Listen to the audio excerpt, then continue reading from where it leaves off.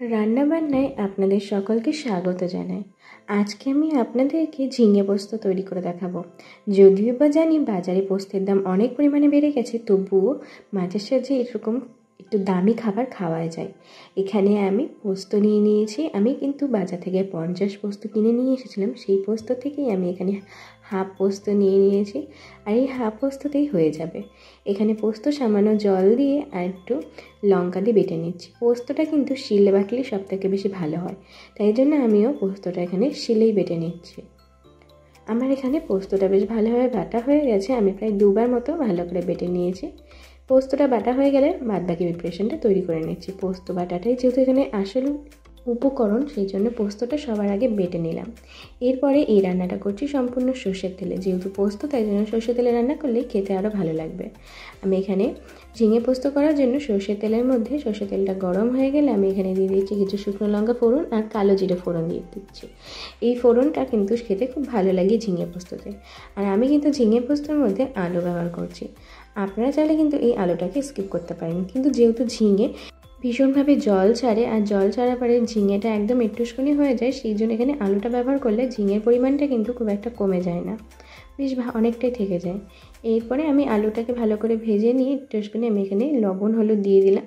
আমি কিন্তু এখানে লবণের পরিমাণটা একদম কম রেখেছি, কারণ ঝিঙেটা কিন্তু আমি জানি না কতটা অল্প হয়ে যাবে, কারণ ঝিঙে এখন যেটুকু পরিমাণে দেখছি তার থেকে 10 গুণ কমে যাবে, কারণ ঝিঙে থেকে জল বেরোবে। কিন্তু হলুদের পরিমাণটা আমি আর দেবো না, তাই জন্য হলুদের পরিমাণটা আগে থেকে দিয়ে দিয়েছি। দিয়ে এবার গ্যাসের ফ্লেমটা একদম মিডিয়ামে রেখে দিয়ে আমি এটা ভালো করে সিদ্ধ করে নেব। এটা সময় লাগবে একটু, তাই জন্য এটা একটা হাতের সময় নিয়ে করতে হবে। দেখবেন যেন গ্যাসের ফ্লেমটা একদম লোতে না দিয়ে রাখেন, তাহলে কিন্তু ঝিঙের স্বাদটা কিন্তু একদম তিতো মতো হয়ে যাবে, কারণ ঝিঙে বেশি ফোটাতে নেই, ফোটালেই ঝিঙে তিতো হয়ে যায়। সেই জন্য একটুখানি তাড়াতাড়ি করতে হবে, মানে ওই মিডিয়াম আঁচে রেখে করলেই হবে।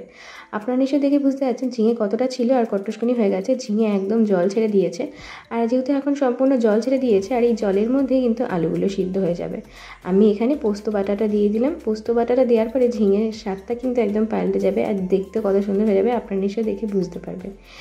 আমি এখানে দেওয়ার পরে আমি দেখছি যেহেতু ঝোলটা অনেকটাই কমে গেছে, আমি কিন্তু এর মধ্যে এক্সট্রা করে জল দেবো না, ঝিঙের জলেই সব কিছু হবে। আর আমি এখানে একটু মিষ্টি দিয়ে দিচ্ছি। এই ঝিঙে পোস্তটা একটু মিষ্টি মিষ্টি খেতে কিন্তু বেশ ভালো লাগে। আর আমি একটু পরের দিকে একদম মানে লাস্টের দিকে আমি লবণটা ব্যবহার করব। আপনারা চাইলে এই সময় লবণটা ব্যবহার করতে পারেন, কিন্তু আমি একদম কষিয়ে নিচ্ছি, জলটা একদম শুকিয়ে নেওয়ার পরে আমি তাই এখানে লবণটা ব্যবহার করছি। লবণটা কিন্তু আগে আগে দেবেন না, তাহলে কিন্তু স্বাদটা হয়তো একটু লবণের পরিমাণটা বেশিই হয়ে যেতে পারে, সেই জন্য লবণটা আগে আগে দেবেন না। আমি এখানে লবণ দিয়ে দিলাম, ব্যাস আমাদের ঝিঙে পোস্ত কিন্তু একদম প্রিপেয়ার হয়ে গেছে। আমি আর একটু ভালো করে নাড়িয়ে চাড়িয়ে নিয়ে পরিবেশন করে দিচ্ছি। এটা রান্না করতে বেশি সময় লাগে না, মিনিট 5 হাতে সময় নিয়ে করতে বসলেই হয়ে যায়। পোস্ত বাটাটা নিয়ে একটু ঝামেলা। আজকে আমাদের ঝিঙে পোস্তর রেসিপি কিন্তু রেডি। আশা করছি আজকের এই রেসিপিটা আপনাদের ভালো লেগেছে, আর যদি ভালো লেগে থাকে অবশ্যই বাড়িতে তৈরি করবেন। এরকম নিত্য নতুন ভিডিও দেখার জন্য চ্যানেলটাকে সাবস্ক্রাইব করে পাশে